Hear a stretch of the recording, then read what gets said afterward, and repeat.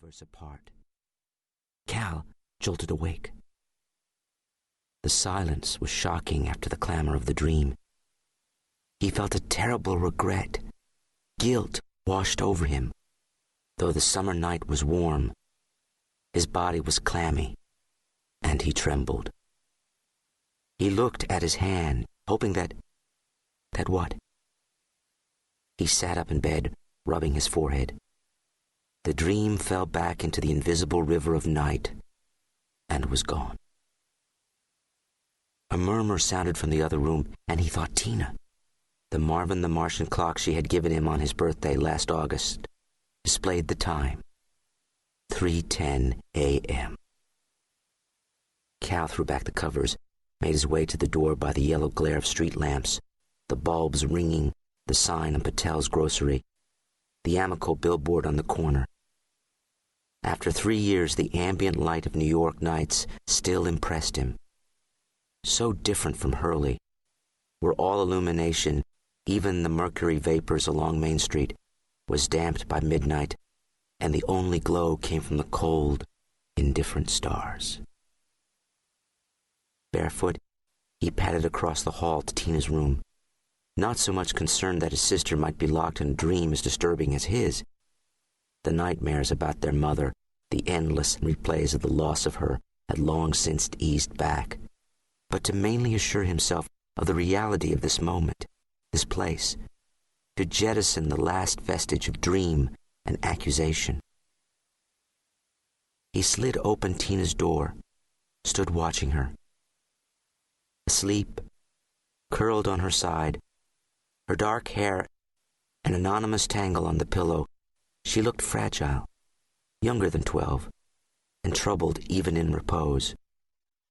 Her textbooks, so many, lay stacked and open about the bed, mingled with myriad dog-eared copies of Dance Magazine and programs from the Met, Kennedy Center, Lincoln Center, their covers ablaze with pas de deux and arabesque.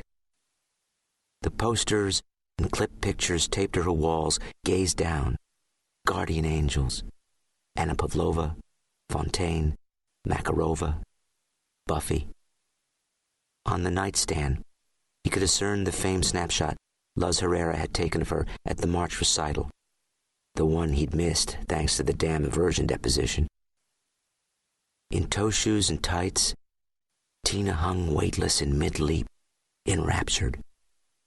Beside it lay open a volume of Nijinsky's diaries. Nijinsky had slid hopelessly into madness. Tina had explained intently to Cal the other day as he gulped granola and coffee, and no one could save him.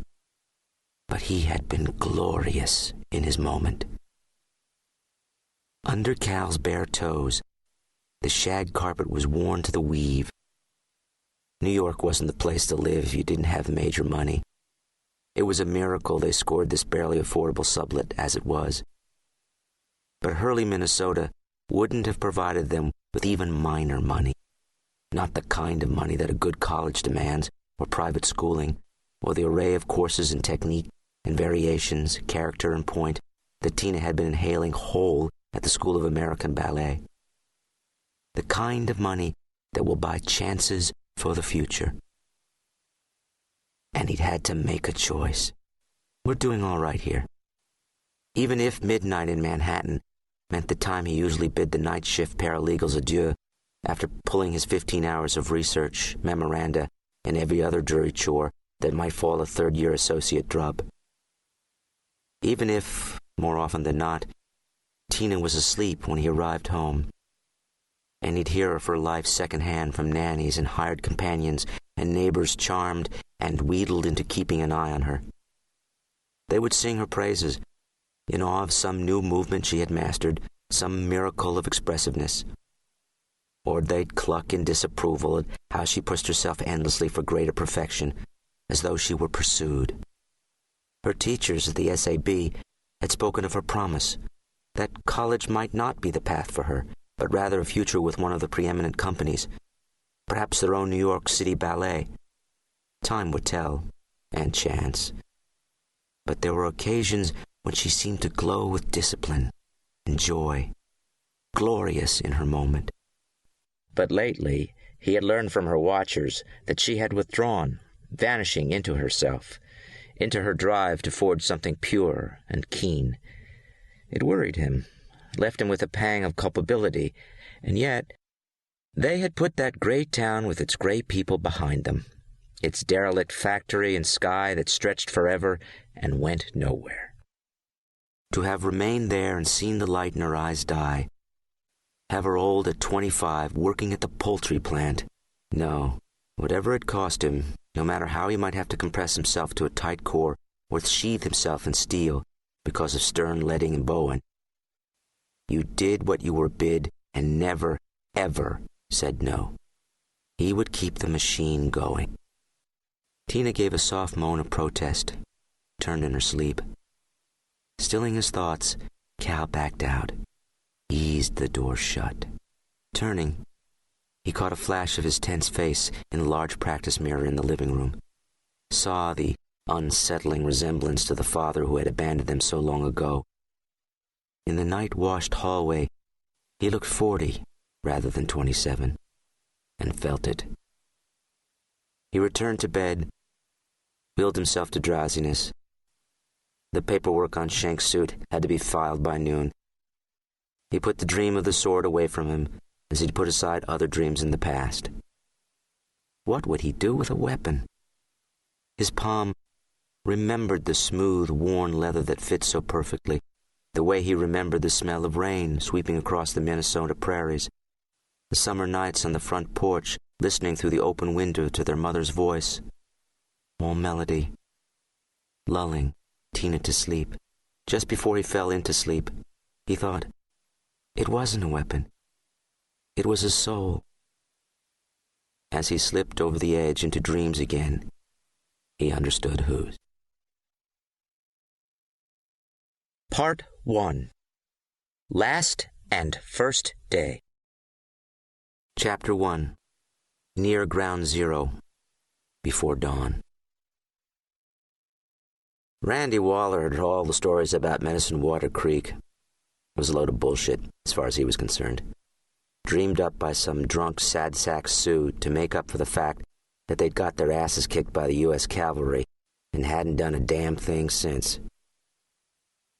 He drew rein at the top of the draw and lit up, scanning the fence line in the glimmer of the first light. Fucking miles to cover today, and they were saying it'd rain tonight.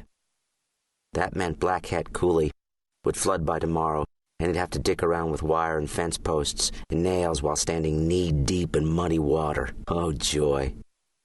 Better to get up early and get the whole thing done today and talk the foreman into letting him take the truck into town tonight. Under him, his horse snorted, rubbed a cheek on the fence post. Randy nudged the animal forward along the fence, down into the long dip of bottomlands, where the clay-colored stream appeared and disappeared amongst the twisted hummocks of rock. The city kids who came up here in vans with their long hair and their $200 hiking boots to find communion with the earth, which, by all Randy could see, meant smoking pot and humping in the bushes, talked about old Indian legends and ate up stories about how horses would spook here in broad daylight and even the coyotes would avoid the place at night.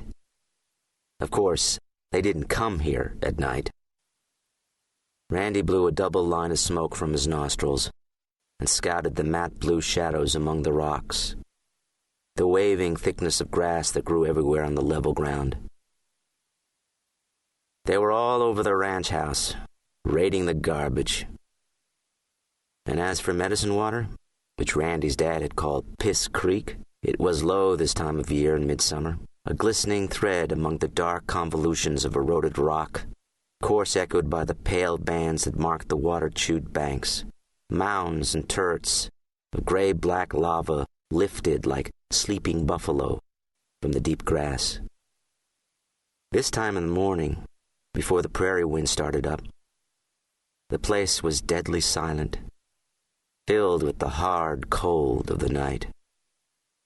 That'd wear off goddamn soon, Randy stubbed the butt on his boot heel, flicked it away into the creek. "Let's go, Bean," he said, and he twitched the reins. Whole place get hot as the inside of a cow by... Movement caught his eye. The horse flung up its head, reared.